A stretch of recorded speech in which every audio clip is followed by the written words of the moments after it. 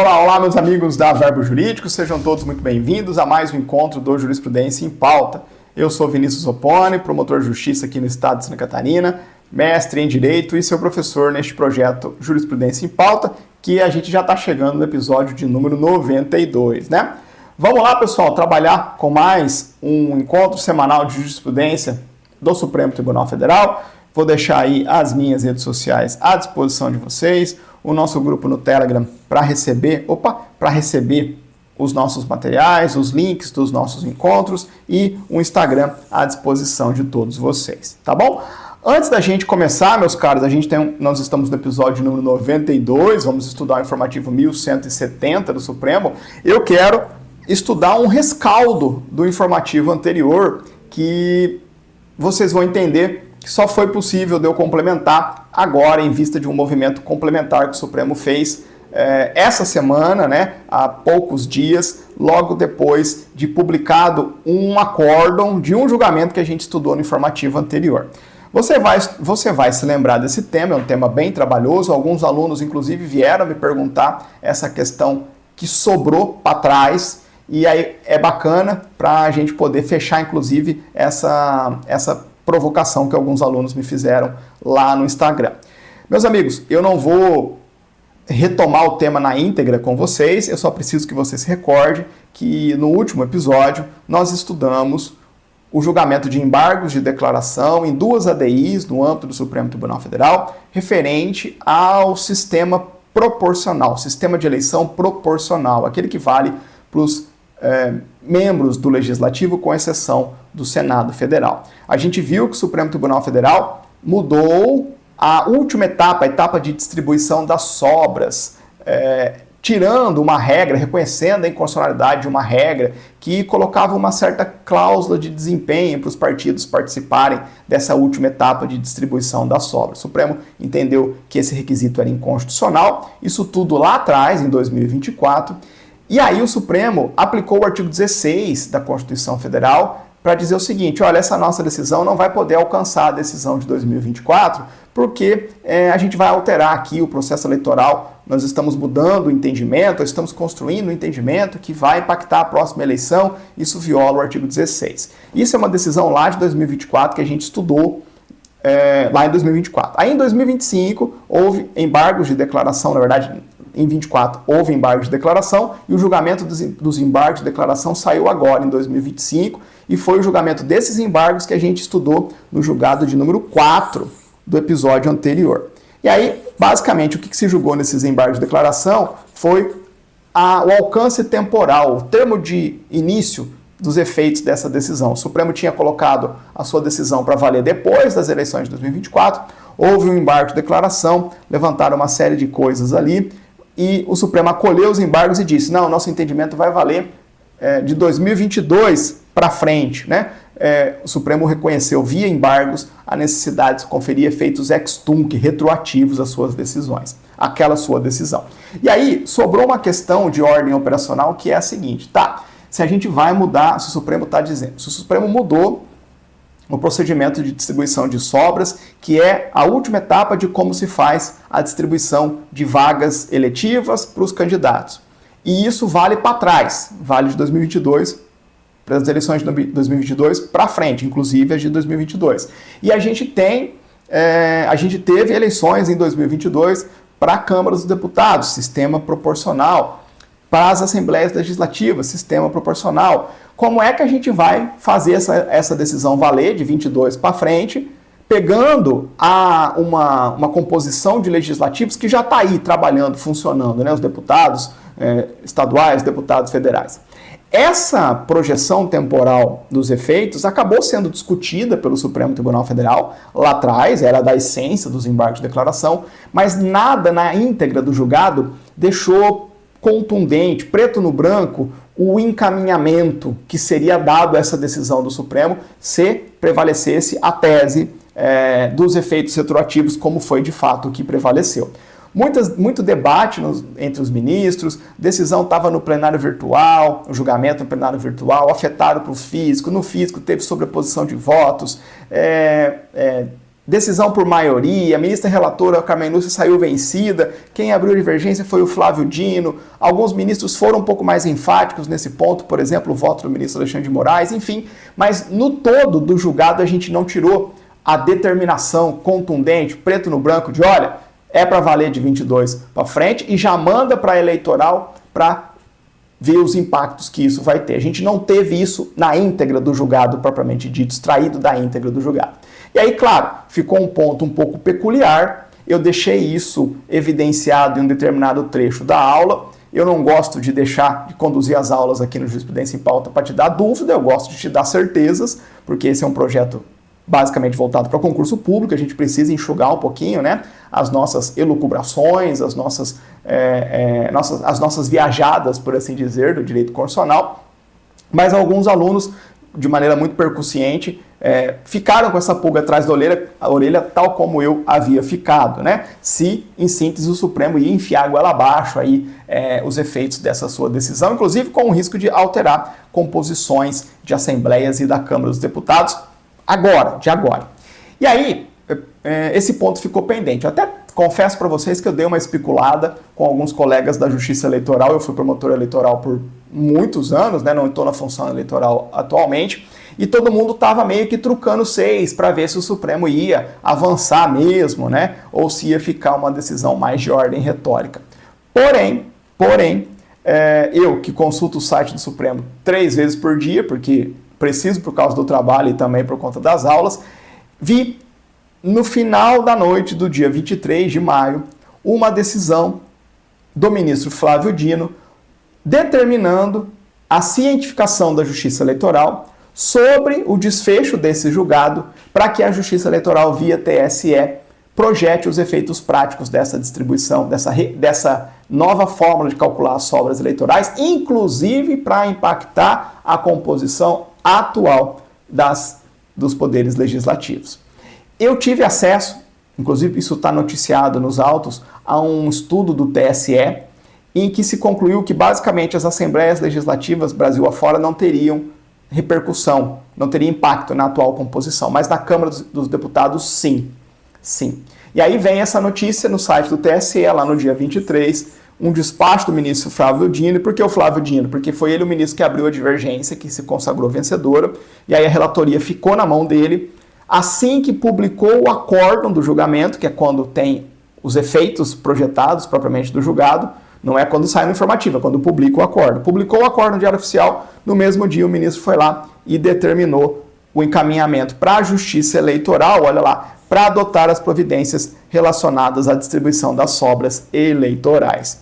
E aí, o despacho do ministro veio depois da publicação do acórdão, que foi em dia 21 de maio, então foi depois da nossa aula, né?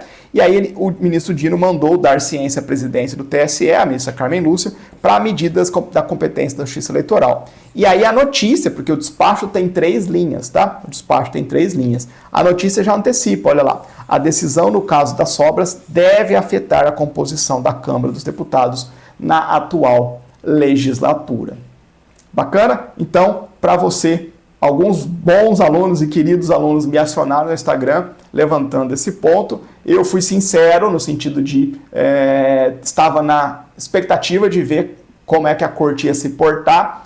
Não deu 2 dias da publicação do acórdão. O ministro Flávio Dino deu vida concreta, operacional, e aí essa decisão vai impactar na composição atual da Câmara dos Deputados. Vamos ver o que sai daí, né? Vamos ver como é que a Câmara o que o TSE vai fazer, como é que a Câmara vai se portar. Lembrando que nos últimos anos, no mínimo 2 decisões do Supremo vão impactar o funcionamento da Câmara dos Deputados. Uma primeira decisão que a gente estudou aqui, determinando um redimensionamento da distribuição de vagas dos deputados federais entre os estados brasileiros, considerando-se a modificação da população brasileira. A gente viu isso aqui no Jurisprudência em Pauta já faz um bom tempo, e essa decisão também já vai impactar a atual composição. Eu, sinceramente, não sei a proporção desse impacto. Eu creio que não vai ser uma modificação estrutural, de mudar um número substancial de vagas entre os partidos, mas uma coisinha ou outra vai mudar sim, tá bom? Então tem gente que vai sair, tem gente que não tá, que vai entrar, né? Porque está mudando a distribuição, uma das etapas do procedimento de distribuição das vagas. Fechado, pessoal? Fico mais tranquilo porque aí esse ponto fica ticado no caderno de vocês. Essa era uma dúvida plausível, operacional, que daqui a pouco pode respingar em notícias de jornal. Eu quero que você esteja atento a isso, porque onde gera atenção da mídia, gera atenção do examinador, pode gerar questão de prova. Lembrando que esse tema é difícil, tá? Assista o episódio anterior e nele, no começo, eu vou te remeter para um julgamento, primeiro, o julgamento do mérito. Então você vai estudar o julgamento do mérito, o julgamento que é 2024, o julgamento dos embargos, que é o anterior, e aí esse é o último capítulo, por assim dizer, da novela. Vamos ver se não vai ter coisa mais para frente, se eventualmente a Câmara resistir aí, a essa decisão do Supremo. Fecha o rescaldo do episódio anterior, vamos trabalhar com o episódio novo, episódio 92, informativo 1170. Tranquilo? Vamos lá então, pessoal, começando aqui com o tema 995 da repercussão geral, mais um embargos de declaração. E aí não tem o que fazer. Quando é embargos de declaração de um julgamento que a gente já estudou anteriormente, eu preciso recobrar com vocês o que a gente já viu para entender a camada adicional de informações que vai vir aqui. Vamos lá. Sem preguiça, sem medo de pensar, vamos trabalhar com um julgado importante para direito constitucional, no tema direitos fundamentais, mais especificamente em liberdade de imprensa, liberdade de expressão e liberdade de imprensa, né? Meus caros, fazendo uma ampla e rápida revisão com vocês, vamos nos lembrar de que a Constituição Federal, em seu artigo 5º, consagra o direito à liberdade, e esse direito de liberdade se decompõe em diversas facetas, em diversas espécies de liberdades. Então, da liberdade ambulatorial à liberdade de crença e religião, a gente tem um conjunto universo de exercícios da liberdade nas mais diversas dimensões da vida humana. E uma fração, um aspecto da liberdade que é muito importante são as chamadas liberdades comunicativas. Liberdades comunicativas, que nada mais são do que o exercício da liberdade de pensamento, liberdade de expressão, liberdade de imprensa e liberdade de reunião. A liberdade de externar um conteúdo, de externar uma visão sobre o mundo, seja através do pensamento, seja através da expressão, seja através da imprensa, seja através da reunião. As liberdades comunicativas são muito relevantes, são direitos fundamentais e são direitos fundamentais com uma roupagem um pouco especial quando comparada com o restante dos direitos fundamentais. Cuidado com o que eu vou falar agora. As liberdades comunicativas são direitos fundamentais especiais, têm uma roupagem especial. São tidos pelo Supremo Tribunal Federal em correspondência com a visão dessa matéria no âmbito da Suprema Corte dos Estados Unidos, são tidos como direitos que ocupam uma posição privilegiada, uma posição preferencial dentro da realidade do Estado brasileiro. Eu não estou dizendo que são direitos absolutos. Não há direito fundamental absoluto, são direitos relativos, que vão comportar relativização. Mas são direitos que têm uma posição privilegiada, uma posição preferencial, porque são direitos por meio dos quais se exercitam prerrogativas necessárias para um Estado democrático, para uma vida em sociedade de maneira plural. Então, a democracia é basilar para a organização do Estado brasileiro. É um Estado democrático de direito. E para a democracia funcionar, é preciso conferir uma posição privilegiada, uma posição preferencial para o exercício desse segmento, desse conjunto de direitos fundamentais, que são as liberdades comunicativas. Isso não significa que esses direitos, as liberdades comunicativas, são absolutos, continuam sendo relativos, mas toda e qualquer ação do Estado voltada à restrição das liberdades comunicativas precisam passar por um escrutínio mais rígido, precisam passar por um teste mais forte, precisa se demonstrar com um ônus mais grave a razão pela qual vai se restringir uma liberdade comunicativa, porque, reflexamente, isso ataca a própria funcionalidade da democracia. Tranquilo? Há um conhecido problema nas democracias sobre como fixar limites para o exercício dessas responsabilidades comunicativas. É um problemão dentro da teoria geral dos direitos fundamentais, dentro da teoria da democracia, né? Como é que se fixam balizas para o exercício dessas liberdades comunicativas, por exemplo, a liberdade de expressão. Veja que, depois de muito pensar e muito discutir, algumas ideias centrais acabaram sendo abraçadas pelas democracias ao redor do mundo, inclusive pelo Brasil.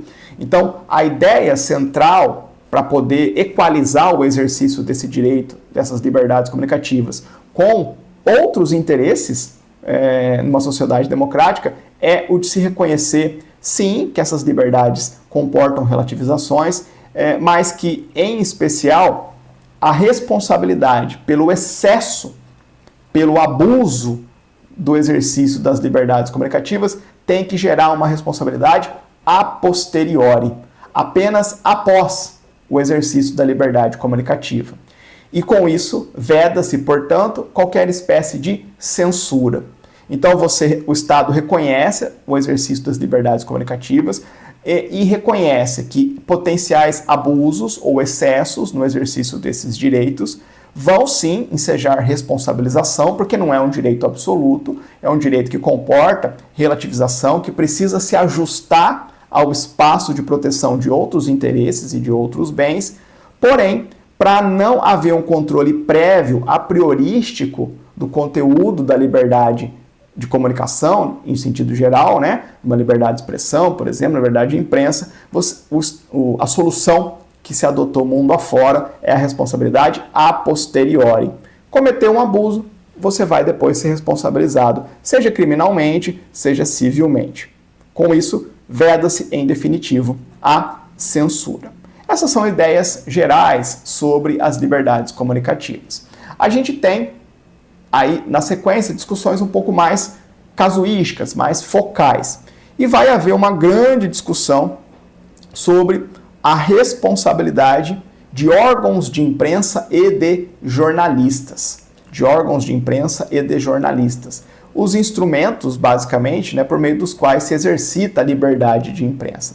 Essa grande discussão que existe no mundo afora, existe na doutrina, acabou vindo à tona no histórico de julgados relativamente recentes do Supremo Tribunal Federal, e nesse ponto eu preciso direcionar vocês para 2 episódios anteriores em que esse tema, maior responsabilidade de órgãos de imprensa e de jornalistas por excesso, por abuso, por erro no exercício da liberdade de imprensa, foram examinados. Então a gente tem lá no episódio 42, quando comentamos o informativo 1120, lá nós fizemos a análise da discussão de mérito do tema 995 da repercussão geral, em que justamente se examinou a discussão sobre a responsabilidade civil de veículos de imprensa quando um entrevistado imputa crime a um terceiro, o jornalista está lá entrevistando alguém, esse alguém imputa um crime ao terceiro. O veículo de imprensa exibe a entrevista e aí vai se examinar não a responsabilidade do terceiro, do entrevistado que imputou o crime, vai se examinar a responsabilidade civil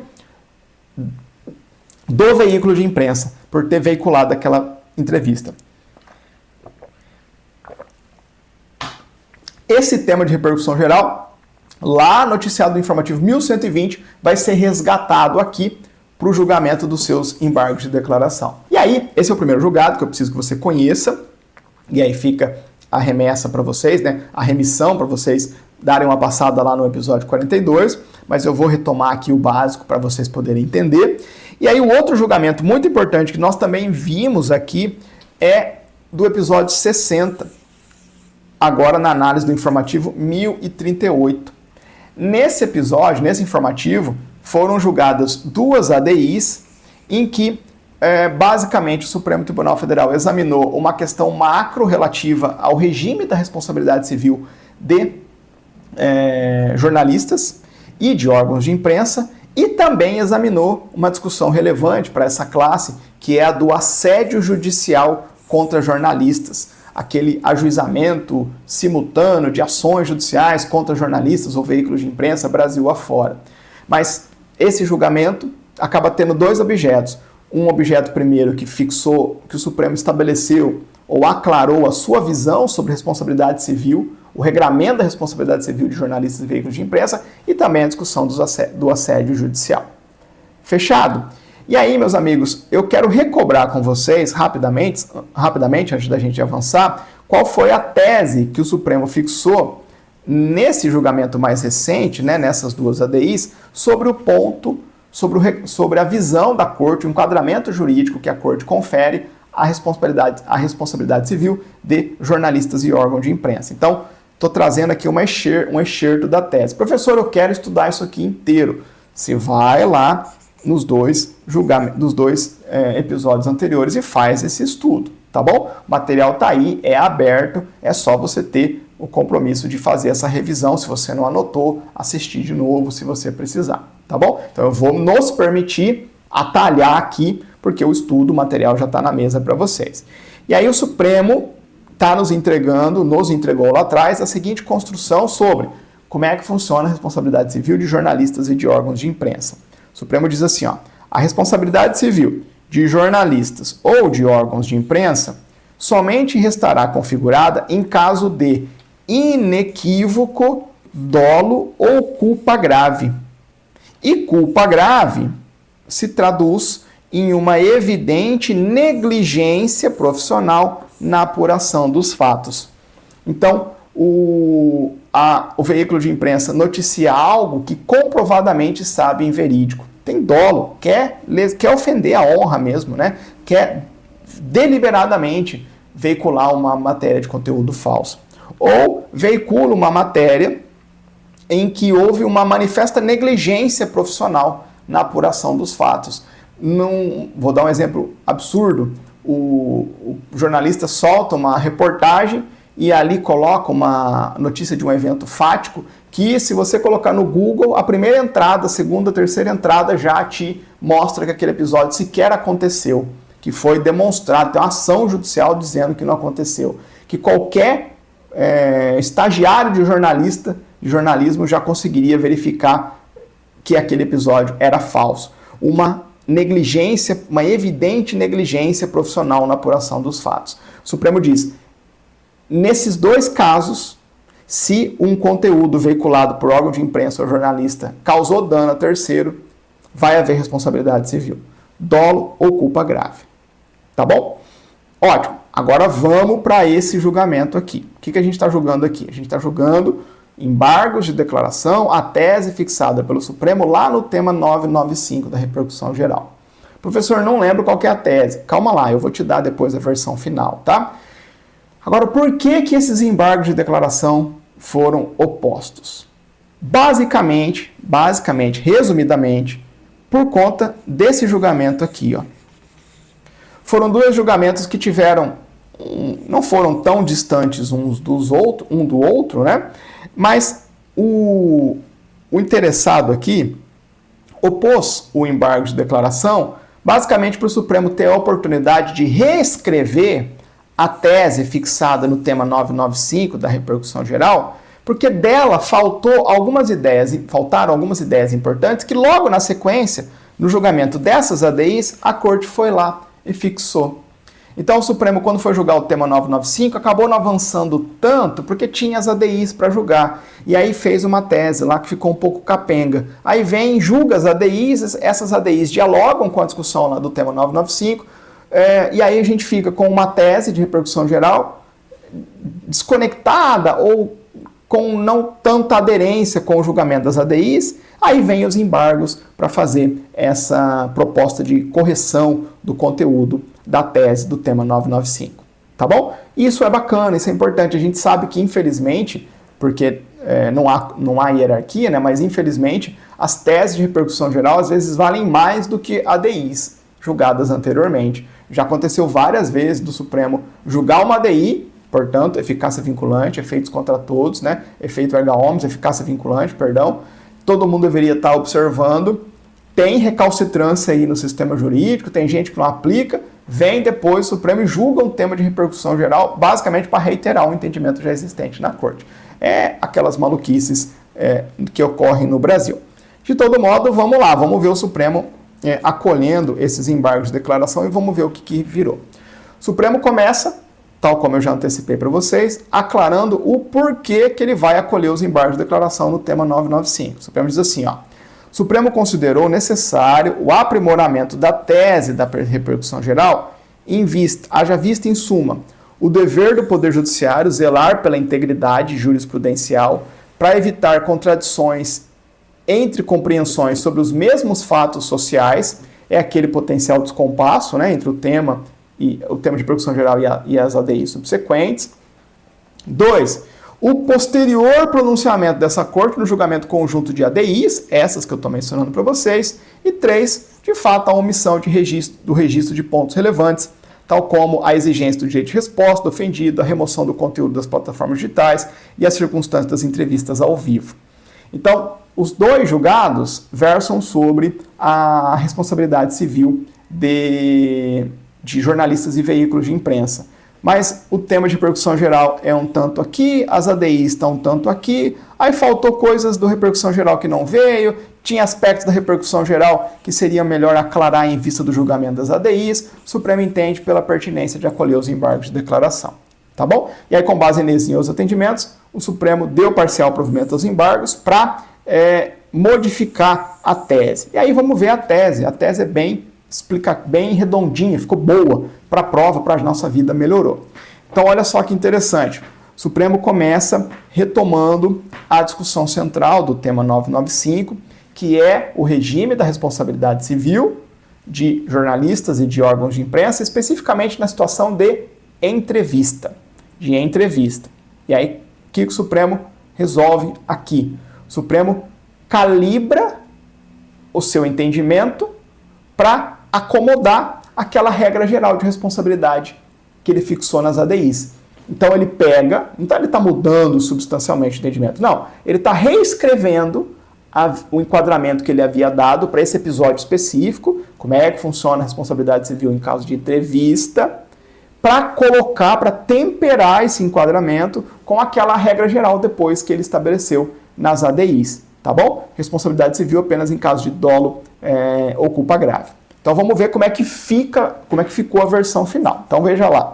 Na hipótese de publicação de entrevista, por quaisquer meios, em que o entrevistado imputa falsamente a prática de crime a terceiro, a empresa jornalística somente poderá ser responsabilizada civilmente se comprovada sua má-fé.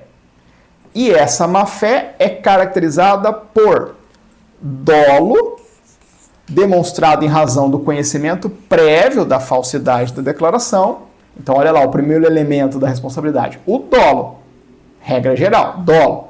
E quando que se verifica o dolo nesse cenário específico de publicação de entrevista?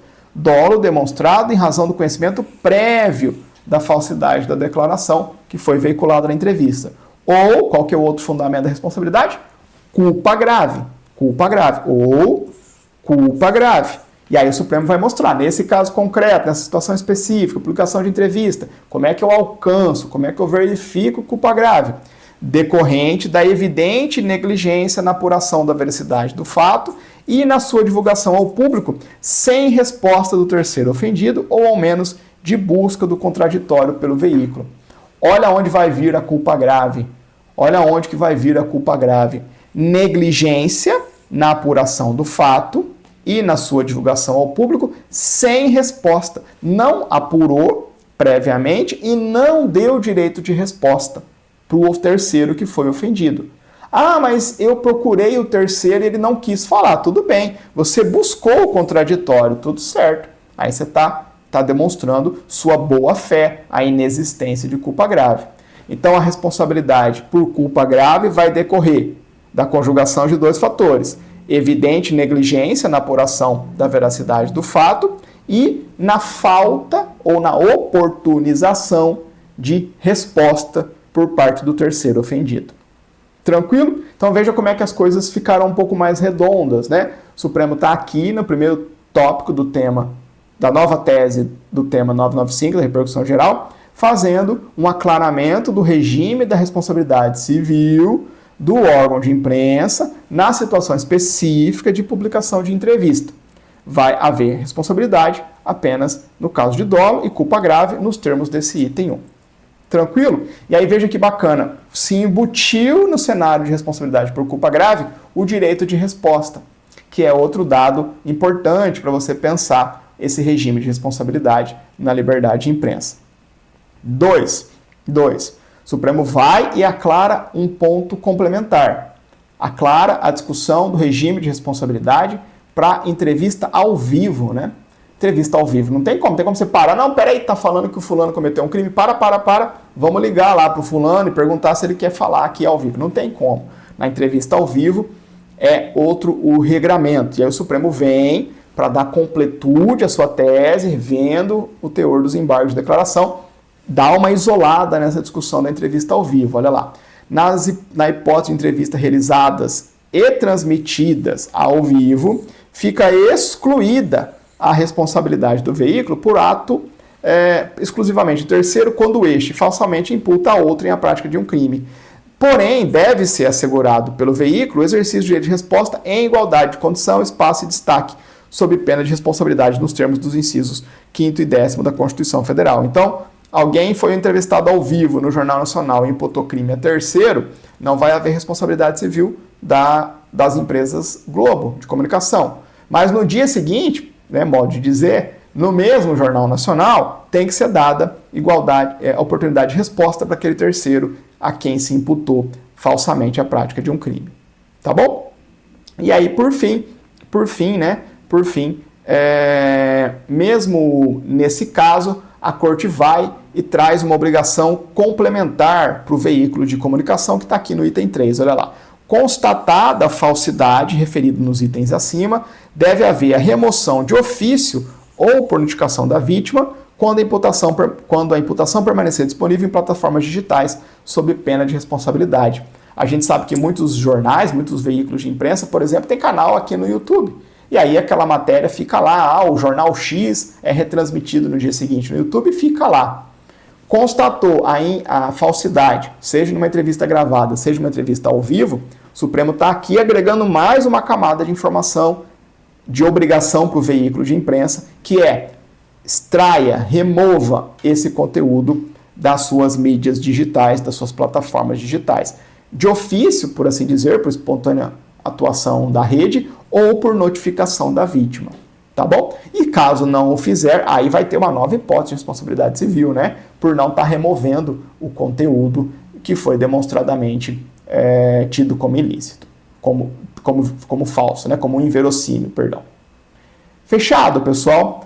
Para discussões de mais fôlego, eu preciso direcionar vocês para aqueles 2 episódios anteriores. Aqui eu estou só trazendo a camada adicional, mas veja como a tese ficou bem melhor, né? A tese ficou boa. Mesmo que você não lembre da tese do tema 995 lá na origem, agora a gente tem o item 1 para entrevistas em geral, o item 2 para entrevistas ao vivo e o item 3 genérico, um dever complementar de remoção de conteúdo.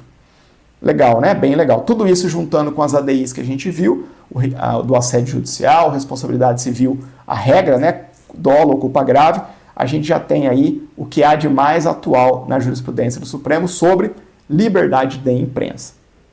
Tá bom? Tema difícil, mas importante do direito constitucional que eu preciso que você caminhe para a prova. Fica o resumo aí para vocês, não vou avançar. Vamos para o próximo julgado. Vamos lá.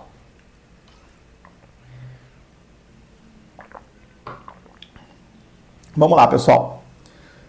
Temos aqui um julgado sobre defensoria pública. Um julgado sobre defensoria pública, um tema bom para direito constitucional e um tema ótimo para provas de defensoria pública, seja em direito constitucional, seja em princípios da defensoria pública, o direito institucional da defensoria pública, né? Vamos fazer uma revisão primeiro sobre defensoria pública, título de premissa, e depois a gente caminha para o tópico de fundo. Discussão muito importante, é uma DI sobre defensoria pública lá de São Paulo, e toda discussão que toca ao Estado de São Paulo acaba tendo alguma repercussão em algum outro estado do Brasil afora, que muitos estados acabam copiando as coisas boas e as coisas ruins do estado de São Paulo. Meus amigos, Defensoria Pública. Defensoria Pública é uma das funções essenciais da Justiça, está lá prevista no capítulo 4º do título referente à organização dos poderes, ao lado do Ministério Público, da Advocacia Pública e dos advogados. Tem a sua previsão central no artigo 134 da Constituição Federal. A Defensoria Pública é uma novidade da Constituição de 88 e às defensorias públicas conferiu-se uma função, um munus constitucional primordial, que é o da defesa dos necessitados. Então a Defensoria Pública vem resguardar o acesso à justiça, não exclusivamente ao judiciário, o acesso à justiça propriamente dito, né, para as pessoas hipossuficientes, assim entendidas pelo menos na origem, na sua concepção originária, aquelas pessoas que não tinham condições econômico-financeiras de custear uma representação judicial, uma representação jurídica própria. E aí, claro, essa noção de necessitados para fins de validação da atuação da Defensoria Pública tem sofrido algumas evoluções, né, para além da vulnerabilidade econômico-financeira, vulnerabilidade de outras grandezas tem levado ao reconhecimento da legitimidade da atuação da Defensoria Pública. A Defensoria Pública é uma instituição absolutamente relevante, mas que ao longo dos anos, especialmente na primeira década depois da Constituição Federal, não encontrou uma vazão, uma estruturação no nível da relevância das suas funções. Em bom português, as defensorias públicas não receberam por parte do Estado brasileiro, seja no âmbito dos Estados-membros, seja no âmbito da União, porque a Defensoria Pública tem apenas essas duas sedes, né, nos Estados e na União, não teve um suporte de estruturação no âmbito dos estados federativos e no âmbito da União.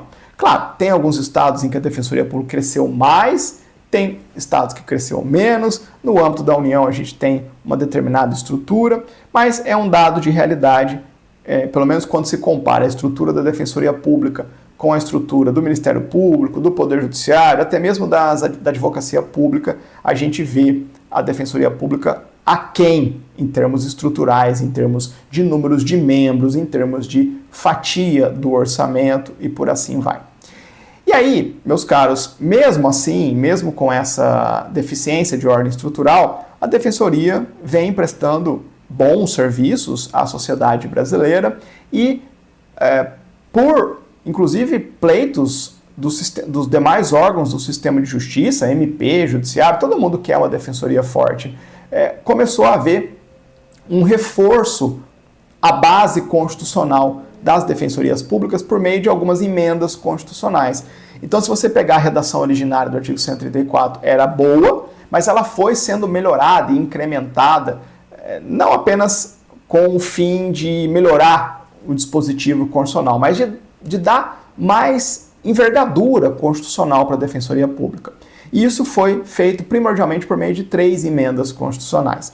A Emenda Constitucional 45 de 2004, a Emenda Constitucional 74 de 2013 e a Emenda Constitucional 80 de 2014.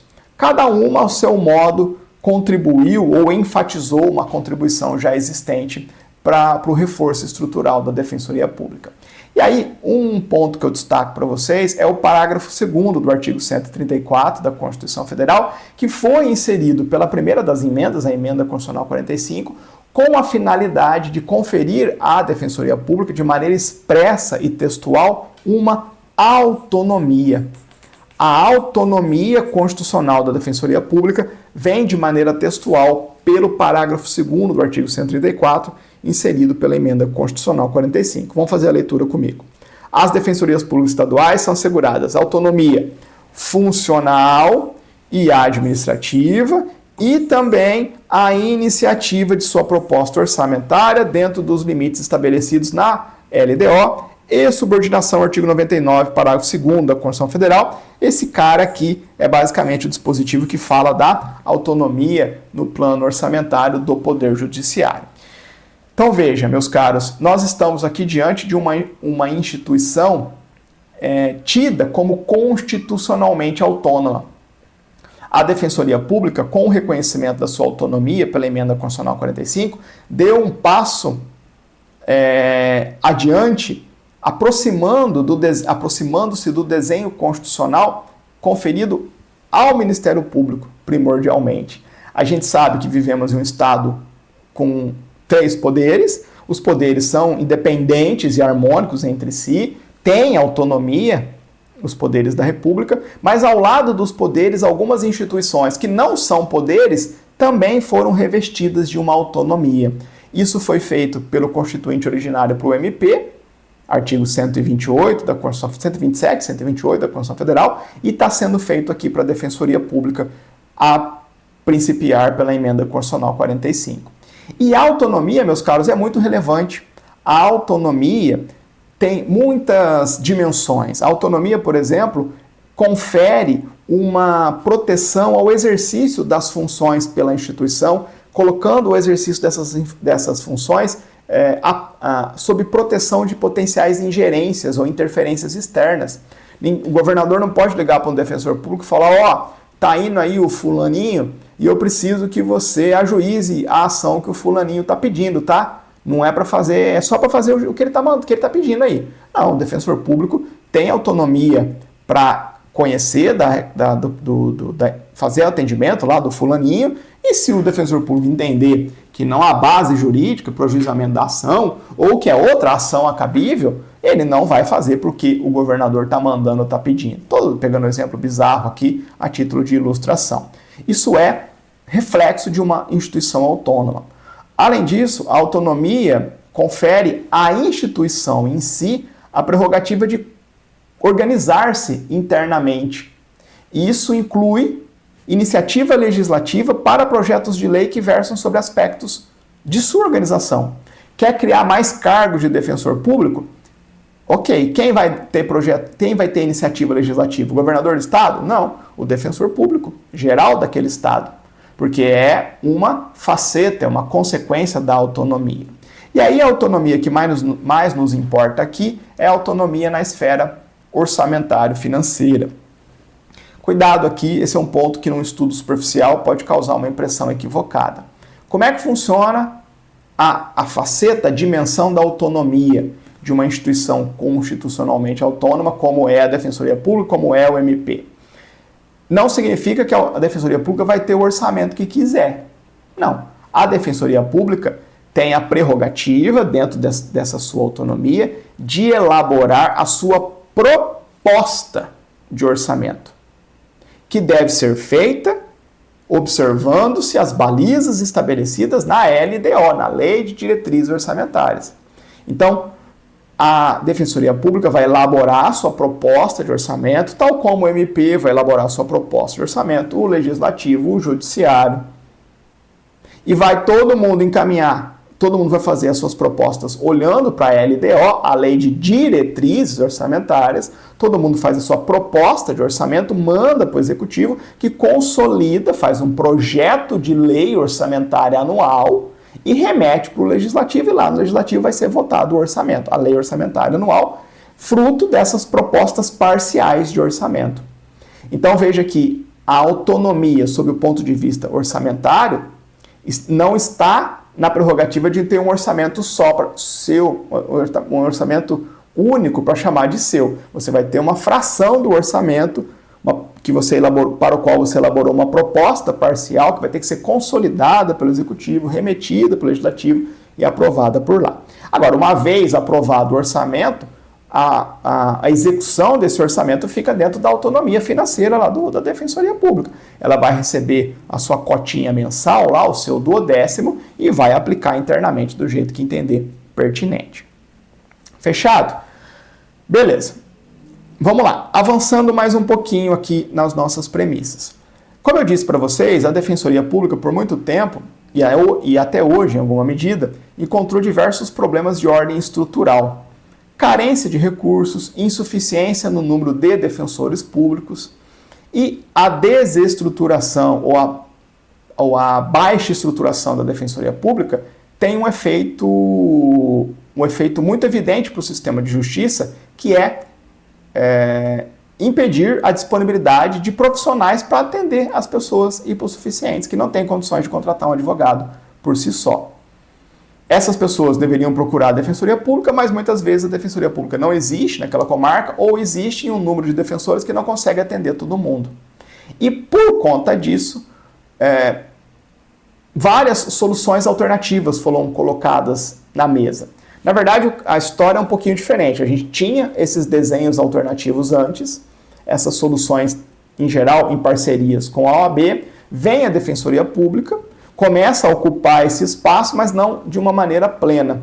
E aí essas soluções anteriores, né, são validadas, são trazidas para a realidade pós-Defensoria Pública e ficam funcionando ali como alternativas, como tampões, enquanto a Defensoria Pública não consegue atender todo mundo. Ah, professor, como é que isso funciona? Cada estado é um desenho. Cada estado é um desenho bem peculiar. Às vezes a Defensoria Pública tem mais papel, às vezes o Judiciário tem mais papel, às vezes a OAB tem mais papel, mas em geral, né, não tem muitas outras formas de se construir uma solução alternativa que não envolva parcerias com a OAB. Agora, as discussões sobre remuneração e tudo mais são modelos bem variáveis. Beleza, então a gente tem aí esse cenário, Defensoria Pública tentando se estruturar e soluções alternativas envolvendo advogados dativos para preencher os buracos da Defensoria Pública. Nesse contexto, a gente encontra uma daquelas emendas constitucionais que eu mencionei para vocês, a emenda constitucional número 80 de 2014, que foi lá com um canetaço e disse o seguinte: em 8 anos é preciso ter uma estruturação da Defensoria Pública a ponto de que tenhamos pelo menos um defensor público em cada unidade judiciária. Professor, onde que está isso? Isso está lá no artigo 98 do ADCT.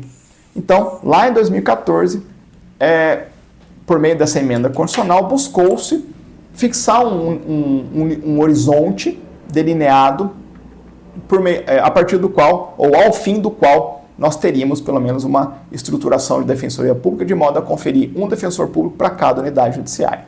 Passaram os 8 anos e até hoje a gente não tem esse mesmo quadro, portanto, não temos esse quadro nesse número, portanto o problema ainda existe. Então a gente ainda está numa realidade que precisa conviver Defensoria Pública e essas soluções alternativas. Ufa! Chega de premissa, vamos para o objeto da ADI. O que essa ADI examina? Essa ADI, meus amigos, vai examinar uma lei estadual, lá de São Paulo, de iniciativa do Poder Executivo, que direcionou um percentual do Fundo de Assistência Judiciária que é empregado para subvencionar, para custear a Defensoria Pública, mas um percentual desse fundo foi direcionado para custear advogados dativos, mediante a solução caseira lá do Estado de São Paulo, que era um convênio do fundo com a OAB. Eu li sempre leio o julgado na íntegra, né? Qual que era o percentual aqui? 40%. 40%. Então, chegou no Supremo Tribunal Federal a seguinte discussão: será que uma lei de iniciativa do governador do estado, que vai lá no fundo que guarnece a Defensoria Pública, pega 40%, põe para custear o convênio com os advogados, será que isso não viola a autonomia da Defensoria Pública? Considerando-se todas essas construções que eu fui articulando com vocês? Então, o objeto é uma lei estadual de iniciativa do Executivo que direcionou 40% do orçamento desse fundo para advogados dativos que vão atender a população hipossuficiente a partir de um convênio celebrado entre o Estado e a OAB. E aí, meus amigos, veja que interessante, né? O Supremo começa a resgatar a autonomia da Defensoria Pública, vai ser a régua para julgar esse caso. Então, começa lá o informativo. A Constituição Federal confere à Defensoria Pública autonomia funcional e administrativa. Além disso, cabe por conta dessa autonomia aos defensores públicos gerais a iniciativa privativa para leis que versem sobre aspectos internos da Defensoria, organização, a atribuição, estatuto da respectiva instituição no âmbito de cada ente federativo, bem como, olha lá, a faceta dimensão orçamentária, bem como para a elaboração de sua proposta orçamentária. Beleza. Régua na mesa, autonomia da Defensoria Pública com os seus múltiplos consectários. Com essa régua, vamos medir o objeto para ver se ele é ou não constitucional. Na espécie, ou seja, nessa ADI, a lei complementar estadual impugnada, ao destinar 40% das receitas que compõem o fundo para a prestação de assistência judiciária suplementar via convênio com a OAB, interfere indevidamente na gestão da Defensoria Pública do Estado e reduz significativamente sua autonomia e, por conseguinte, a capacidade de estruturar e desenvolver suas atividades. Como parte do orçamento da instituição compulsoriamente, ou melhor, com parte do orçamento da instituição compulsoriamente destinado à celebração de convênios para a prestação jurídica suplementar, a competência para a elaboração da proposta orçamentária pelo Defensor Público Geral também fica restrita por contingenciamento prévio do Executivo Estadual. Claro, né? Claro. Se o bolo que o Defensor Público Geral pode empregar para fazer o orçamento da Defensoria Pública já vem com 40% das fatias direcionadas para fazer convênio, a autonomia na perspectiva de elaboração da proposta de orçamento vem picotada, já vem decotada. E isso ataca sobremaneira a autonomia da instituição, naquela dimensão orçamentária.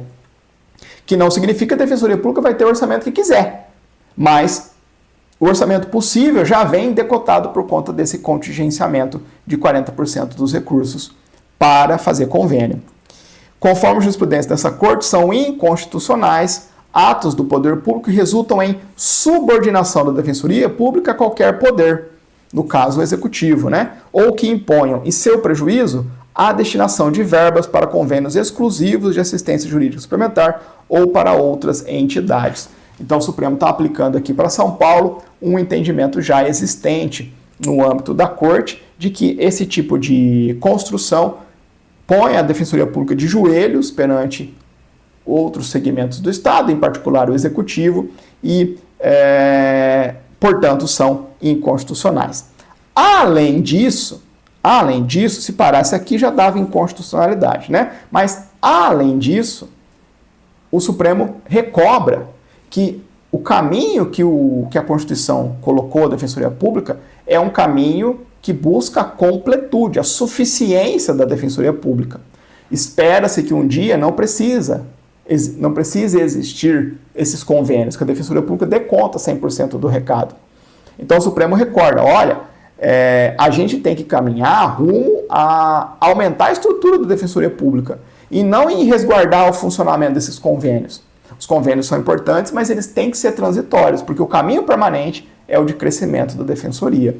Então, ademais, a norma impugnada perpetua a situação que deveria ser transitória, consistente na possibilidade de prestação de assistência jurídica gratuita por advogados dativos, o que restringe a atuação dos defensores públicos em afronta ao artigo 5º, inciso 74 e 134 da Constituição Federal, bem como o 98 do ADCT, que é aquele lá da Emenda Constitucional 80 de 2014, que fixou os 8 anos. Tá bom? Portanto, com base nesses e outros entendimentos, o plenário julgou procedente a ação para declarar inconstitucionalidade formal e material da lei complementar. Formal, porque era uma lei de iniciativa do governador do Estado, que tolhia a autonomia da Defensoria Pública.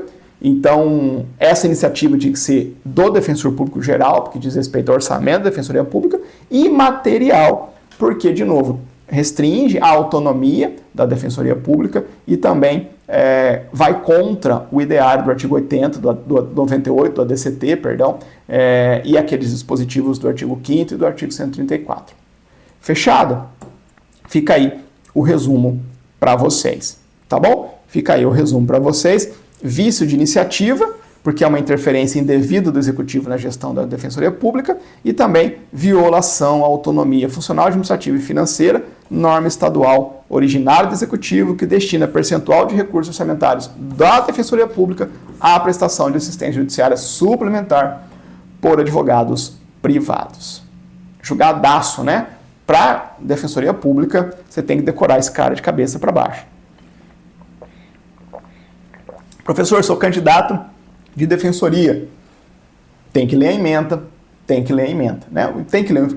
Eu, sinceramente, como aluno, como estudante, sempre, o professor mencionava um julgamento, às vezes no curso preparatório mesmo, estou explicando tal ponto, isso aqui consta da ADI número tal. Está lá mencionando uma ideia, sem fazer estudo pormenorizado como a gente faz aqui, menciona a ideia, ADI número tal. Eu sempre anotava a ADI no caderno e depois, quando estivesse estudando a aula, eu voltava lá, pegava a ementa e colocava no caderno.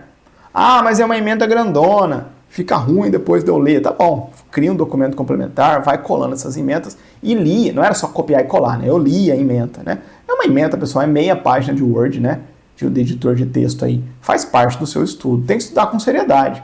Quer ser juiz, quer ser promotor, quer ser defensor, quer ser delegado, quer ser advogado público, quer ocupar cargos de cúpula do sistema de justiça brasileiro, você vai ter que estudar com a seriedade necessária, com a completude necessária. Não é perda de tempo. Não busque o atalho.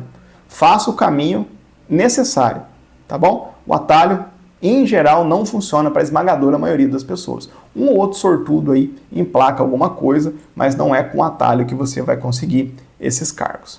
Tá bom? Isso para aulas que não fazem estudo de jurisprudência, né? Aquela menção superficial ao julgamento. Aqui é jurisprudência em pauta, você está vendo o julgado na íntegra. Mas, para um bom caderno, quem trabalha com o nosso material, pode facilmente copiar e colar esses slides num caderninho e ir colocando as ementas depois, né? Às vezes eu trago trechos da ementa para vocês. Não dá, né, para carregar tantos slides, mas dá para fazer um bom bem bolado entre o nosso material e as ementas aqui, fazendo um cadernaço de jurisprudência. Vamos trabalhar com o nosso terceiro julgado, pessoal? Um julgado bem interessante, meus caros, bem interessante. ADI 7273 e ADI 7345. Julgado importante para direito constitucional e direito ambiental. Ponto, um julgamento sobre uma lei que você passa os olhos e fala, isso aqui não vai cair na minha prova não. Mas a gente consegue generalizar várias ideias importantes.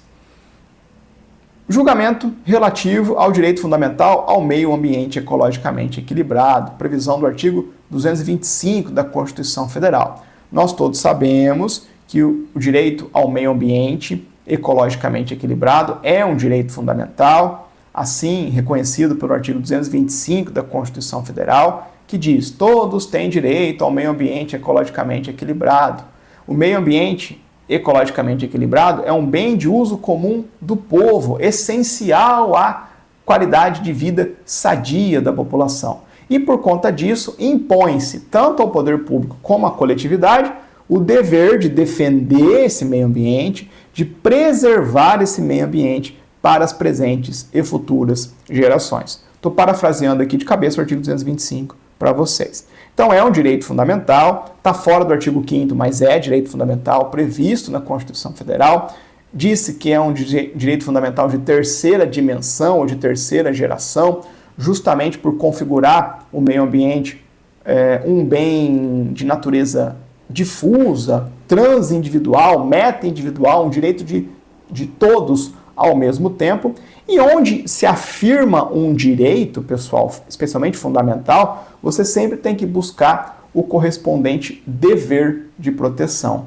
E o dever de proteção ou de não violação ao meio ambiente ecologicamente equilibrado é um direito, o dever de proteção ou de não violação se projeta para o Estado brasileiro e se projeta também para a iniciativa privada. Por isso que empresas precisam pôr filtros para diminuir a poluição, precisam fazer licenciamento para contenção de potenciais efeitos deletérios ao meio ambiente, não podem usar qualquer tipo de produto. Por quê? Porque tanto o Estado quanto a iniciativa privada, e mesmo nós particulares no nosso dia a dia, temos uma série de deveres que existem para se resguardar o direito de todos ao meio ambiente ecologicamente equilibrado.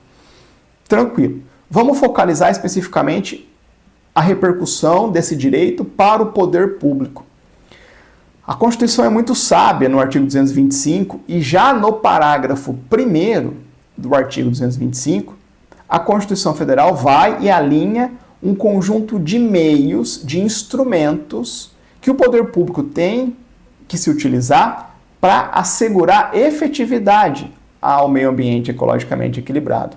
Então a Constituição meio que diz assim, olha, esse direito existe e para você, poder público, surge o respectivo dever. E para você trabalhar poder público, eu, Constituição Federal, já vou te alinhar uma base jurídico-constitucional do que você pode e deve fazer para resguardar o meio ambiente. Então você vai encontrar, por exemplo, lá no inciso 3º do parágrafo 1º do artigo 225, a menção que o poder público tem que definir em todas as unidades da federação os espaços territoriais especialmente protegidos em matéria de meio ambiente, espaços territoriais e seus componentes especialmente protegidos. Nesses espaços territoriais, a alteração e a supressão das vegetações vão ser permitidas apenas através de lei. E aí, esse artigo 225, parágrafo 1º, inciso 3º, vai dar base para todos aqueles institutos territoriais que você estuda no direito ambiental. As áreas de preservação permanente, as áreas de reserva legal, as unidades de conservação. O que são essas categorias de um modo geral? São espaços territoriais especialmente protegidos. Um instrumento constitucional colocado à disposição do poder público para que ele cumpra com o seu dever de proteger o meio ambiente. Então, aqueles incisos são muito bons para você ter como base, como ponto de partida de muita coisa que se estuda no direito ambiental. Se você já viu falar sobre direito ambiental, você sabe que eu tenho muito respeito com o direito ambiental, para não dizer medo. Eu acho um ramo difícil para valer. E olha que eu dou aula de constitucional e de eleitoral, né? Eu acho difícil o direito ambiental, pessoal. Eu acho difícil. Enfim, e aí eu sempre me apeguei na base constitucional, né? Porque é onde eu tenho mais afeto e mais tranquilidade. De todo modo, um outro inciso desse parágrafo 1º, que é importante você lembrar comigo nessa premissa aqui para entender essas ADIs, é o inciso de número 5º, que diz basicamente que cabe ao poder público controlar produção, comercialização e emprego de técnicas, métodos e substâncias que comportem ou que gerem risco para a vida, para a qualidade de vida e para o meio ambiente. Então, olha só que instrumento poderoso que a Constituição habilita para o poder público. Controle da produção, comercialização e emprego de métodos, técnicas e substâncias que tragam consigo risco de vida, risco à qualidade de vida e risco ao meio ambiente. E por isso que o Estado vai regulamentar e regular muitas atividades técnicas, métodos, substâncias, empregos de substância, comercialização, produção, que potencialmente pode gerar risco para a vida, para a qualidade de vida, para o meio ambiente. Então, se você quiser abrir uma fábrica de tintas, você não pode simplesmente começar a trabalhar amanhã, igual se amanhã você quiser ser programador de computador, você pode amanhã abrir uma PJ e começar a trabalhar. Agora, se você quiser fazer uma fábrica de tintas, você não vai poder fazer. Estou pegando um exemplo aqui mais mundano, né? Você vai precisar, porque as substâncias que são empregadas para se fazer tintas oferecem risco para a qualidade de vida, para o meio ambiente, e, portanto, tem uma regulamentação diferenciada. O exercício, a atividade empresarial em torno desses objetos tem uma regulamentação mais densa do que diversas outras atividades empresariais. E tudo isso tem esse embasamento constitucional. Fechado? Essa revisão constitucional bem basilar, mas importante, poderosa, vai nos permitir chegar no objeto dessa ADI. Essa ADI deu muito pano para manga. Talvez, dependendo da região do país onde você mora, você tenha ouvido falar sobre ela. Nessas ADIs, o Supremo examinou um dispositivo da Lei 12.814 de 2013. Lei 12.814 de 2013. Essa lei, como um todo, a Lei 12.844 de 2013, é uma lei fruto da conversão de uma medida provisória. Então, ela começou como uma medida provisória e foi depois convertida para lei. Tá bom? E ela é uma lei gigante e de múltiplos temas. Ela tem trocentos objetos e artigos. É um monstrengo, é um Frankenstein, versa sobre muitas coisas. E um dos objetos dessa lei, que constava um dos objetos dessa lei é um regramento sobre compra, venda e transporte de ouro. Compra, venda e transporte de ouro. E ao regrar esse tema maior, compra e venda e transporte de ouro, lá no seu artigo 39, a lei criou uma espécie de presunção legal de aquisição regular de ouro, de compra regular de ouro. Então a lei criou uma espécie de presunção de boa-fé numa determinada operação de compra de ouro, se a empresa que compra o ouro fez uma negociação com o vendedor que apresenta uns determinados documentos lá listados pela lei. Então não vou entrar em detalhes, porque isso aqui só se você trabalhar na parte jurídica de comércio de ouro, mas a ideia da lei é a seguinte, olha, se o vendedor tiver esse documento, em geral são notas fiscais ali da cadeia, você, comprador, você está tratando com um vendedor que tem esses e esses documentos? Sim. Então você, comprador do ouro, sobre você tem uma presunção legal de que você comprou um ouro legítimo, regular, licitamente. Então a lei fixou uns documentos que o vendedor precisa ter, e aí quando o comprador trata com o vendedor que tem esses documentos, para o comprador do ouro surge uma presunção legal de aquisição, de compra legítima do ouro. Compra regular, ouro regular. Então olha lá, presumem-se, coloquei aqui, muito raramente eu coloco o objeto literalmente no slide, né? Mas só para matar a curiosidade. Presume-se a legalidade do ouro adquirido e a boa-fé da pessoa jurídica adquirente quando as informações mencionadas nesse artigo, lá no 39, prestadas pelo vendedor, estiverem devidamente arquivadas na sede da instituição legalmente autorizada a realizar a compra de ouro. Beleza? Tranquilo. ADI no Supremo Tribunal Federal. O que chegou no Supremo Tribunal Federal? Chegou no Supremo Tribunal Federal a discussão sobre se esse tipo de presunção legal seria o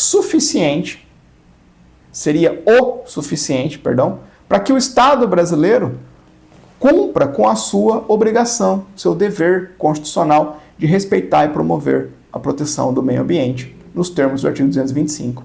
Será que o dever constitucional do Estado brasileiro de proteger e promover o meio ambiente é atingido por meio de uma construção legislativa que presume boa-fé nessa operação, pelo simples fato do comprador apresentar alguns documentos, apresentar alguns documentos pro forma previstos pela lei? Será que é legítima a opção legislativa de criar uma presunção de boa-fé naquela operação, na perspectiva do comprador, só porque o vendedor apresentou ali alguns documentos? Será que isso faz frente ao dever constitucional do Estado brasileiro? Essa é a discussão essencial que chegou na Corte. Antes da gente ver o mérito, um pelo em ovo que eu achei aqui, que tem cara de prova.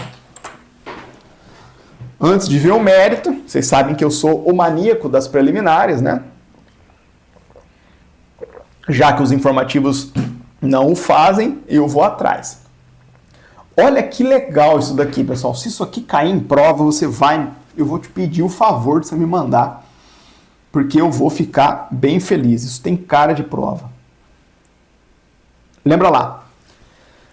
Meus amigos, essa é uma lei resultado da conversão de uma medida provisória. Então, houve uma medida provisória, ela deflagra um processo legislativo especial no Congresso, e aí, se essa medida provisória for aprovada, ela resulta em uma lei. Ótimo. Beleza.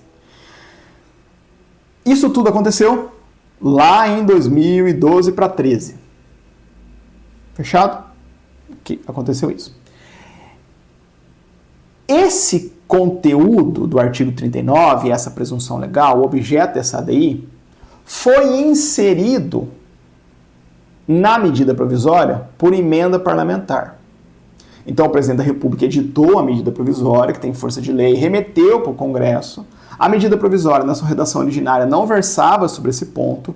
Veio lá um parlamentar, apresentou uma emenda parlamentar, agregando mais esse bendito objeto, comércio de ouro, na medida provisória. Isso foi embutido na medida provisória, entrou no bonde do processo legislativo especial da medida provisória, foi aprovado e convertido em lei e nasceu a 12.844 de 2013. Porém, essa emenda parlamentar, quando fez isso, quando trouxe esse conteúdo, ou melhor, o conteúdo dessa emenda parlamentar, ao versar sobre ouro, não tinha nada a ver com o objeto original da emenda provisória, da medida provisória. Então a medida provisória versava sobre maçã, vem a emenda parlamentar e está regrando salada. Nada a ver. Objeto totalmente diferente. Hoje, meus amigos, especificamente desde o julgamento do Supremo Tribunal Federal na ADI 5127, lá de 2016, hoje, desde o julgamento da ADI 5127 em 2016, o Supremo entende que esse tipo de emenda é inconstitucional. Por quê? Porque o Supremo restringiu o poder de emenda parlamentar em medidas provisórias. O Supremo exige que a emenda parlamentar numa medida provisória tenha pertinência temática com o objeto originário da medida provisória. Então, se eu estou versando sobre uma medida provisória de objeto X, a emenda tem que guardar uma relação com o objeto originário. Pode fazer emenda parlamentar em medida provisória? Claro que pode. O Congresso está lá para isso, para fazer emenda. Mas essa emenda que vai agregar ao projeto, à medida provisória, precisa ter pertinência temática. Tem que ter um link. Não pode pegar e trazer um tema totalmente alienígena e agregar na medida provisória. Hoje, fazer isso, agregar emendas de conteúdos diversos, diferentes, sem pertinência temática, é uma inconstitucionalidade formal. É aquilo que o Supremo chama de contrabando legislativo. Adoro essa expressão, ela é muito eloquente. Contrabando legislativo. Agora tem outra expressão ainda mais curiosa, que são as chamadas emendas jabutis. Sabe aquela história? Tem um jabuti em cima da árvore. Uma emenda estranha num projeto de lei ou numa medida provisória de outro tema. O jabuti não sobe em cima, não sobe na árvore sozinho, né? Alguém pôs ele lá. Então a emenda jabuti é interessante, né? É jocoso, ou contrabando legislativo. Hoje isso é inconstitucional. Formalmente inconstitucional, limitação ao poder de emenda parlamentar em medidas provisórias. Beleza. Quando que o Supremo desenhou esse entendimento que vale hoje? Em 2016. Quando que se deu essa parafernália lá da Lei 12.844? Tudo isso se deu em 2013. Antes do entendimento que é da Corte, de 2016. E aí é o pelo em ovo que eu achei para vocês.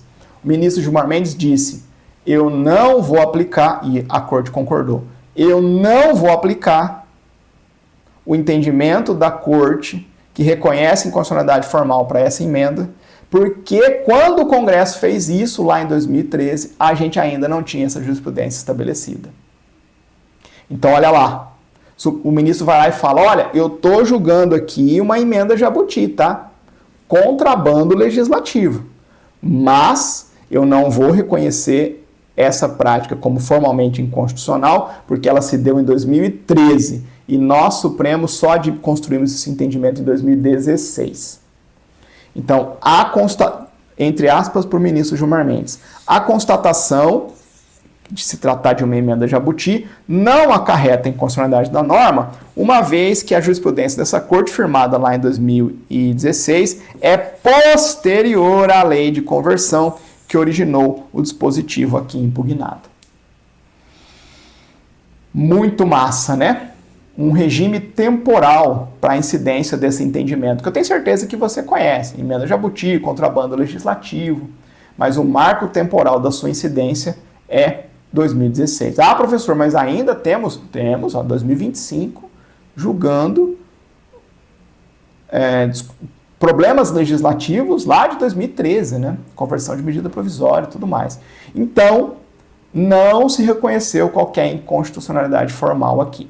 Se a banca cobrar isso, o examinador está, como diz lá na minha terra, cavó atrás do toco, né? Porque assim, é um grau de maldade incrível. Incrível. De todo modo, se vier para a prova, você vai matar. E no mérito, pessoal? No mérito, bem tranquilo, né? O Supremo entendeu que a lei é materialmente inconstitucional. A lei é materialmente inconstitucional. A Corte começou resgatando a sua jurisprudência sobre um tema paralelo, mas importante, que é o seguinte: sempre que a legislação esvazia a proteção legal ao meio ambiente, nós temos uma legislação fadada de inconstitucionalidade. O esvaziamento da proteção legal ao meio ambiente faz com que o Estado atue aquém do seu dever constitucional de proteger o meio ambiente, portanto, é inconstitucional. Esse entendimento é muito nítido em precedentes do Supremo Tribunal Federal sobre normas de licenciamento ambiental. A gente já viu isso aqui algumas vezes, né? Sempre que o legislador, às vezes é o estadual, tenta dar uma acochambrada no procedimento de licenciamento, dar uma facilitada, o Supremo vai lá, e a discussão chega no Supremo, claro, o Supremo vai lá e diz: inconstitucionalidade da lei que desestrutura, que tira requisitos, que facilita o licenciamento ambiental. Não é assim, geral, qualquer coisinha que muda que gera inconstitucionalidade, né? Evidentemente. Mas a ideia maior é essa: o esvaziamento da proteção legal ao meio ambiente gera inconstitucionalidade. Tá bom? Tá, mas e a presunção? A presunção é ilegítima, sob o ponto de vista inconstitucional. É uma construção legislativa que não está a serviço de proteger o meio ambiente, de aumentar a proteção. Está a serviço de facilitar a vida dos comerciantes de ouro, né? Então, por todas essas razões, a lei é tida por inconstitucional, né? Então, essa Corte já declarou a inconstitucionalidade de normas que, a pretexto de desburocratizar o licenciamento ambiental, afastam ou enfraquecem o controle prévio de empreendimentos que impactam o meio ambiente. E, na espécie, as presunções trazidas no diploma impugnado relativo à legalidade do ouro adquirido e à boa-fé do adquirente sabotam a efetividade do controle de uma atividade inerentemente poluidora, que é o garimpo de ouro, né? E nessa medida, elas deixam de observar o princípio da precaução, referência básica na construção da legislação ao meio ambiente, porque não apenas facilitam, mas servem de incentivo à comercialização do ouro originário de garimpo ilegal. Revelam-se, portanto, a opção normativa deficiente, olha lá, princípio da proteção deficiente quanto à proteção do meio ambiente. Beleza. A simplificação do processo de compra de ouro da norma impugnada permitiu a expansão do comércio ilegal e fortaleceu as atividades de garimpo ilegal, o que contribuiu com o desmatamento e todos os efeitos deletérios, né? Contaminação de rios, violência nas regiões de garimpo, aumento da criminalidade, insegurança na região, em detrimento também das terras indígenas. Os efeitos colaterais dessa decisão. E aí, com base nesses e outros entendimentos, o plenário declarou a inconstitucionalidade daquela presunção legal. E olha só que interessante. Além disso, mesmo se tratando de uma ADI, em que o objetivo primário é exercitar o papel de legislador negativo, né? ADI procedente, norma inconstitucional, tira ela, legislador negativo, tira a norma do ordenamento jurídico.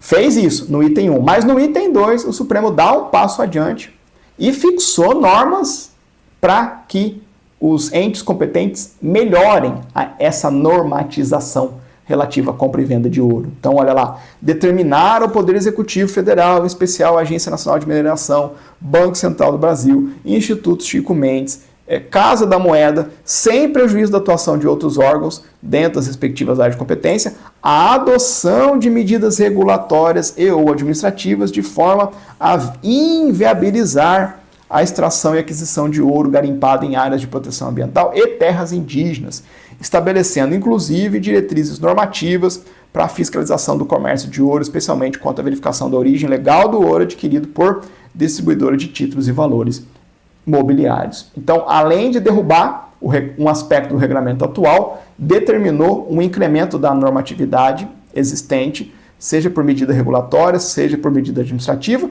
para inviabilizar a extração e aquisição de ouro garimpado em áreas de proteção ambiental e terras indígenas. Tranquilo? Muitos aspectos aqui operacionais, né, que não compensa a gente avançar tanto. Tentei generalizar o máximo possível com vocês. Fica aí o resuminho para vocês. Último ponto, meus caros, mais um tema de repercussão geral. Um julgado importante, mas simples, para você levar para a prova em tributário, constitucional e financeiro, ou na ordem correta, constitucional, tributário e financeiro. Tá bom? Tema 1383 da repercussão geral. Não se assustem com o tributário, é um jogadinho mamão com açúcar aqui bem tranquilo. Para a gente entender os objetos, a discussão aqui do tema 1383, eu preciso recobrar com vocês rapidamente os princípios, o princípio da anterioridade tributária.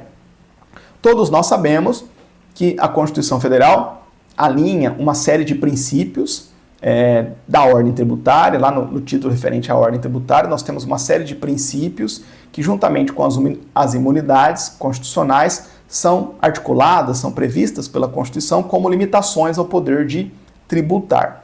Então, os princípios da ordem tributária, os princípios do direito tributário, os princípios como limitação ao poder de tributar, nada mais são do que proteções constitucionais ao cidadão contribuinte nas relações que ele trava com o Estado, exercitando o poder de instituir e arrecadar tributos.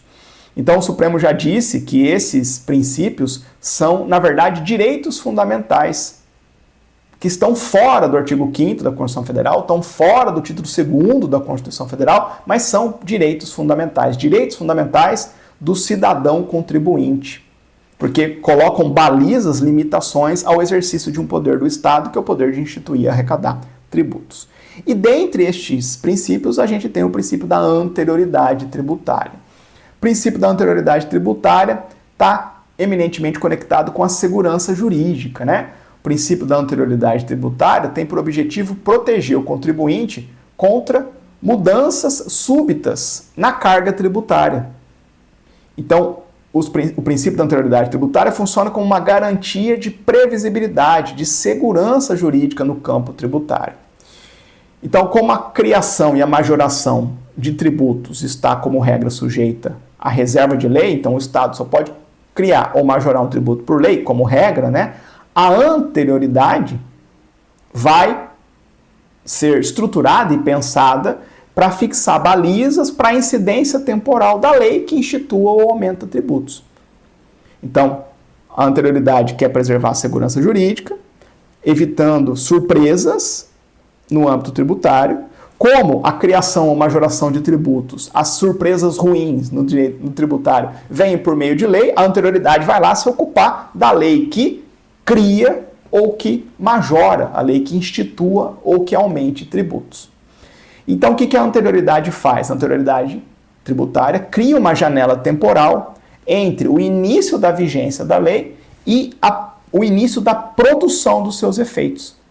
Então, entre a lei ser publicada e a lei começar a produzir os seus efeitos, seja incidindo um tributo criado, seja majorando um tributo já existente, entre esses dois marcos vai haver uma janela temporal de proteção para o contribuinte. Essa janela existe por força da anterioridade. E nós temos duas anterioridades, né? Duas espécies de anterioridade estão aí para vocês. A anterioridade anual de exercício comum ou geral, previsto no artigo 150, inciso 3º, a linha B. E a gente vai ter também a anterioridade nonagesimal, privilegiada, qualificada ou noventena, prevista no mesmo artigo 150, inciso 3º, a linha C, e no artigo 196, para as contribuições sociais. Vamos lá, o que cada uma delas faz? Bem básico. Anterioridade anual impede a cobrança de tributos no mesmo exercício financeiro em que eles foram criados ou majorados. Então, se uma lei instituiu ou aumentou um tributo hoje, publicado, sei lá, em qualquer dia, qualquer mês do ano, ela só vai poder produzir efeitos no dia 1º de janeiro do ano seguinte. E aí a gente tem também a anterioridade nonagesimal. A anterioridade nonagesimal, conhecida como noventena ou anterioridade de 90 dias, vai exigir um intervalo mínimo de 90 dias entre a publicação da lei e o início da exigência do tributo. Então ela é uma proteção adicional. que vai ter utilidade, especialmente para aquelas leis que acontecem no último trimestre, né? Criou um tributo em novembro, se fosse só anterioridade anual, 1º de janeiro, está o tributo na praça. Mas a anterioridade nonagesimal, para além de 1º de janeiro, vai pedir 90 dias contados do início da vigência da lei. Tranquilo? Como é que essas anterioridades incidem, né? Esse é um ponto lá do tributário que eu espero que você já tenha decorado. Tem várias formas de você decorar esse negócio aqui. Eu gosto de decorar assim, ó. Regra. Todo e qualquer tributo está sujeito a ambas as anterioridades. Então, todo e qualquer tributo sujeito a respeitar ambas as anterioridades. Porém, a gente tem 3 pacotes de exceção. Primeiro pacote, vai ter tributos que respeitam a anterioridade nonagesimal, mas excepcionam a anterioridade anual. Exemplo, IPI.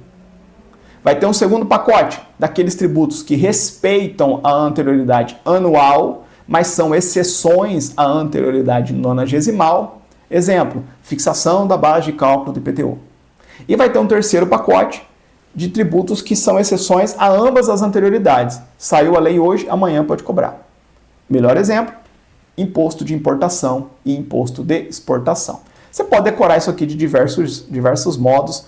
Veja aí o que lhe é mais aprazível nos seus estudos de tributário. Chega de revisão, bora para o objeto, você vai ver que é bem tranquilo aqui. O que se discutiu nesse tema 383, a repercussão geral? Discutiu-se o seguinte: será que incide a anterioridade tributária em face de uma lei que revoga ou reduz um benefício fiscal? Será que incide a anterioridade tributária em face de lei que revoga ou reduz benefício fiscal? Veja, as anterioridades foram pensadas para alcançar leis que instituam ou majorem tributos, para resguardar a segurança jurídica. A pergunta agora é a seguinte: será que uma lei que revoga ou reduz um benefício fiscal também vai ter a incidência do princípio da anterioridade? O que é um benefício fiscal, pessoal? Um termo um pouco poroso, né, sem definição muito técnica, mas basicamente são, dentro de benefícios fiscais, nós temos todas as medidas passíveis de adoção pelo Estado que, na prática, reduzem, suprimem, adiam ou mitigam o dever de pagar tributos. Geralmente, os benefícios fiscais buscam estimular um determinado setor da economia, uma determinada região, corrigir desigualdade, enfim, várias as finalidades dos benefícios fiscais. Como é que se faz benefício fiscal? Tecnicamente, um benefício fiscal é uma renúncia de receita, lá para o direito financeiro, mas ela, no direito tributário, costuma ganhar forma sob a perspectiva de isenção, redução de alíquota, crédito presumido. Tem uma porrada de institutos lá do tributário que estão a serviço de viabilizar benefícios fiscais. E aí veja que a pergunta do objeto é importante, porque veja, se eu tenho a revogação de um benefício fiscal, eu estou tirando uma proteção contra a incidência de um tributo, e portanto o tributo vai começar a incidir. Se eu estou reduzindo um benefício fiscal, eu estou habilitando que a diferença passe a ser cobrada, do tributo passe a ser cobrada pelo ente federativo em face do contribuinte ali, do responsável que recebe o benefício. Então, eu estava com a alíquota reduzida de 3, vou passar para 5. Será que essa mudança de alíquota é uma mudança de benefício fiscal? Será que vai ter incidência imediata? Eu tinha uma hipótese de isenção, vou revogar as isenções. Vou começar a cobrar tributo aqui dessa operação que era isenta. E aí, será que essas medidas, não de instituição e majoração de tributo, mas de redução ou revogação ou redução de benefício fiscal, que por repercussão vai ter impacto, né, na carga tributária, será que sobre essas leis incidem as anterioridades? E aí, meus amigos, o tema é de 2025, mas a discussão já foi enfrentada pelo Supremo diversas vezes, né? O Supremo já tinha uma jurisprudência tranquila nessa matéria, dizendo que sim. Por quê? Porque está dentro da finalidade, da ratio dos princípios da anterioridade tributária anual e nonagesimal. Meus caros, essas leis que revogam ou que reduzem benefícios fiscais vão repercutir na retomada, na incidência ou na retomada da cobrança de um tributo. Vão alcançar a realidade tributária experimentada por um sujeito. e por isso devem estar, deve ser uma manobra protegida contra mudanças abruptas. A segurança jurídica, que é o comando maior por trás da anterioridade tributária, também quer que o contribuinte tenha segurança nos cenários em que o Estado vai reduzir ou revogar um benefício fiscal. É a mesma lógica, é a mesma moeda vista por suas duas faces, né?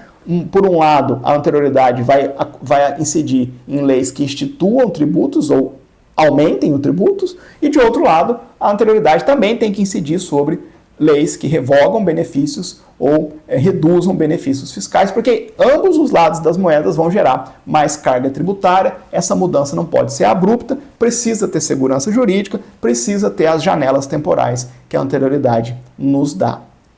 Tá bom? Agora, cuidado, né? Examinador maldoso, estou vendo a FGV construindo essa questão lá no tributário. Tá, professor, então eu vou decorar que sim, a anterioridade tributária alcança leis que revogam ou reduzem benefícios fiscais. Beleza? Beleza. Só isso? Não. Como é que esses dois princípios vão incidir sobre o cenário de revogação ou redução de benefício fiscal? Vão incidir do mesmo jeito que incidem para as leis que criam tributo ou majoram tributo. Então você tem que olhar pro tributo em si e ver se aquele tributo está sujeito a ambas as anterioridades, ou se ele respeita um e excepciona outro, ou se ele excepciona os dois. Então, a lógica é a mesma. Então, vamos pegar lá, por exemplo, o imposto de importação e exportação. Duas exceções a ambas as anterioridades. Se amanhã revogar uma isenção de imposto de importação e exportação, a carga tributária nova decorrente dessa revogação da isenção, desse benefício fiscal, incide imediatamente. Por quê? Porque nós estamos falando de um benefício fiscal sobre um tributo, importação e exportação, imposto, né, de importação e exportação, que é exceção a ambas as anterioridades. Então, cuidado. É a mesma tabela. Você tem lá anterioridade anual, anterioridade nonagesimal, exceção aos dois. E você faz a tabelinha lá. Essa tabela alcança leis que criam ou aumentam esses tributos, nas regras e nas exceções, e essa mesma tabela vai explicar leis que revogam ou reduzem benefícios fiscais. Tá bom? Fechado? Não simplifique o que não dá para simplificar sob pena de errar na prova. O informativo é ruim nesse ponto, ele não é nada didático, porque é apenas a notícia de que o Supremo está reiterando uma jurisprudência que era tranquila na corte. De todo modo, fica a tese aí, a tese é boa. O princípio da anterioridade tributária, geral e nonagesimal, se aplica às hipóteses de redução ou de supressão de benefícios ou incentivos fiscais que resultem, claro, né, em majoração indireta de tributos. Por que é indireta? Porque a direta é quando você vai lá e aumenta a alíquota, né? Aumenta a base de cálculo, enfim, é indireta. Observadas as determinações e as exceções constitucionais para cada tributo. Então, se eu estiver reduzindo um benefício fiscal de um tributo que respeita a anterioridade anual, mas é exceção da anterioridade nonagesimal, essa lei que revoga esse benefício vai respeitar o primeiro e excepcionar a segunda. Fechado? Beleza. Essa é a tese. E assim chegamos ao final do nosso encontro em mais um episódio de Jurisprudência em Pauta, meus amigos. Foi um prazer estar com vocês em mais um encontro. Espero que esse conteúdo tenha sido bacana para vocês. Se sim, deixa o seu joinha. Se quiser deixar um comentário aqui, eu sempre gosto de ver os comentários dos meus queridos alunos e alunas. Qualquer dúvida, me chame nas redes sociais. E se Deus quiser, semana que vem estaremos juntos para mais uma empreitada. Tá bom? Forte abraço a todos, fiquem com Deus e até uma próxima oportunidade.